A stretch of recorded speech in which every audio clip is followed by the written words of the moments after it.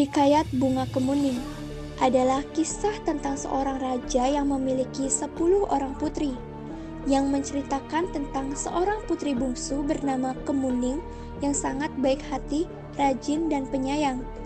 Berbeda dengan saudari-saudarinya yang manja dan iri hati, Kemuning selalu bersikap sopan dan santun.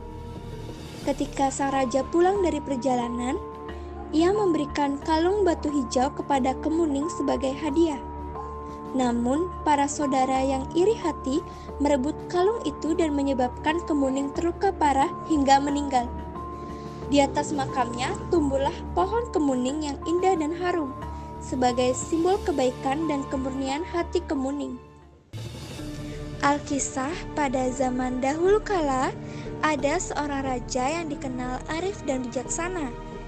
Ia memiliki 10 orang putri berparas cantik jelita, bernama Putri Jambon, Putri Jingga, Putri Nila, Putri Hijau, Putri Kelabu, Putri Orange, Putri Merah Merona, dan Putri Kuning.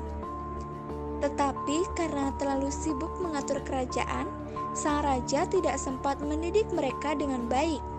Sementara sang istri telah meninggal dunia karena melahirkan putrinya yang bungsu. Sang raja terpaksa menyerahkan pengasuhan anak-anaknya pada inang pengasuh kerajaan. Suatu hari, sang raja hendak berkunjung ke kerajaan lain dalam rangka menjalin silaturahim. Untuk itu, ia mengumpulkan seluruh putri-putrinya. Kepada mereka, sang raja berkata, "Aku akan pergi ke kerajaan lain selama beberapa minggu. Lalu, buah tangan apa yang kalian inginkan?" Tanpa menimbang-nimbang lagi, si sulung Putri Jambon berkata, "Aku ingin perhiasan yang mahal." Permintaan yang hampir serupa mahal dan mewahnya juga diajukan oleh adik-adik Putri Jambon. Hanya Putri Kuning sajalah yang mendekat dan memegang lengan ayahnya sambil berkata, "Aku hanya ingin ayah kembali dengan selamat." "Sungguh baik perkataanmu, wahai putriku. Mudah-mudahan saja aku dapat pulang dengan selamat dan membawakan hadiah yang kalian inginkan," jawab sang ayah. Singkat cerita, Putri Kuning segera mengambil sapu dan mulai membersihkan taman kesayangan ayahandanya. Sementara kakak-kakaknya yang melihat Putri Kuning sibuk di taman malah mencemooh. "Lihat, tampaknya kita memiliki pelayan baru," kata salah seorang di antaranya. "Hai pelayan, kami masih melihat banyak kotoran di sini," ujar salah seorang kakaknya sambil melempar sampah ke arah taman.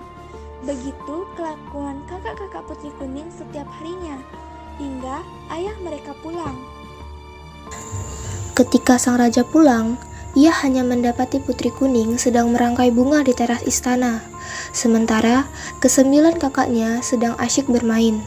Ia agak kecewa karena telah berusaha payah membawakan buah tangan, tetapi tidak disambut dengan hangat oleh anak-anaknya. Hanya Putri Kuninglah yang menyambut dengan rasa sukacita. "Anakku yang rajin dan baik budi, ayah hanya dapat memberimu sebuah kalung batu hijau. Ayahanda telah mencari di seluruh pelosok kerajaan seberang, tetapi tidak menemukan kalung batu kuning seperti warna kesayanganmu." "Sudah, tidak mengapa ayahanda, kalung batu hijau juga akan serasi dengan warna bajuku," kata Putri Kuning melembah lembut. Keesokan harinya, walau seluruhnya telah diberi cindera mata, tetapi masih saja ada yang iri. Salah satunya Putri Hijau. Putri Hijau yang melihat Putri Kuning memakai kalung batu hijau segera menghampirinya. "Wahai adikku, seharusnya kalung itu milikku karena berwarna hijau. Kenapa sampai ada di lehermu?" "Ayah memberikannya padaku," sahut Putri Kuning singkat dan jelas. Putri Hijau tidak terima mendengar penjelasan dari Putri Kuning. Dia segera berlari pergi menemui saudari-saudarinya yang lain. Mendengar asutan Putri Hijau, saudari-saudarinya menjadi panas hati. Mereka kemudian bersepakat untuk merampas kalung itu dari tangan Putri Kuning. Setelah bertemu, mereka langsung memaksa Putri Kuning untuk menyerahkan kalungnya. Tentu saja ia menolak dan akhirnya terjadi perkelahian sengit hingga kepalanya terkena pukulan dan meninggal saat itu juga. Kakak-kakaknya pun panik. Mereka segera menguburkan jasad Putri Kuning di tengah taman istana. Turut dikuburkannya juga yang menjadi bahan perebutan, yaitu kalung batu hijau. Beberapa minggu kemudian, tumbuhlah sebuah tanaman di atas kubur Putri Kuning. Tanaman apakah ini? Batangnya bagaikan juga Putri Kuning. Daunnya bulat berkilau bagai kalung batu hijau. Sementara bunganya putih kekuningan dan berbau sangat wangi. Tanaman ini mengingatkanku pada Putri Kuning. Sejak saat itulah bunga tersebut diberi nama bunga kemuning karena mengingatkan raja pada Putri Kuning. Bunga kemuning memiliki banyak kebaikan. Amanat yang dapat dipetik dari cerita hikayat bunga kemuning adalah: pertama, menyayangi orang tua dan saudara. Kedua, menghindari rasa iri pada saudara. Ketiga, tidak boleh lalai dalam mendidik anak.